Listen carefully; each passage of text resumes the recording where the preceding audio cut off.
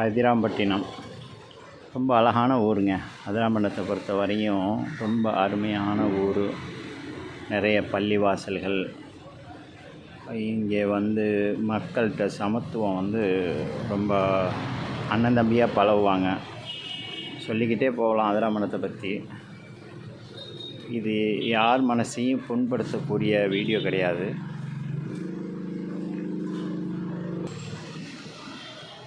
ஆனால் ஊர் நல்ல ஊர் தான், மக்கள் நல்ல மக்கள்.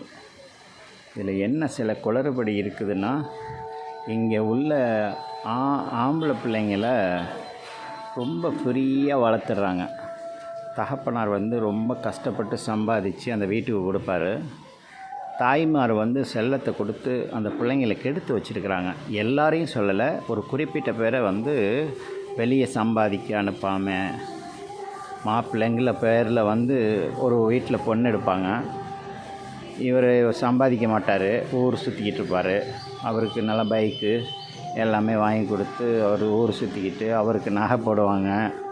ஏன்னா இவர் வாழ்நாள் ஃபுல்லாக சம்பாதித்த வீட்டையும் அந்த பையன் பேருக்கோ அந்த பொண்ணு பேருக்கோ எழுதி வச்சுருவாங்க.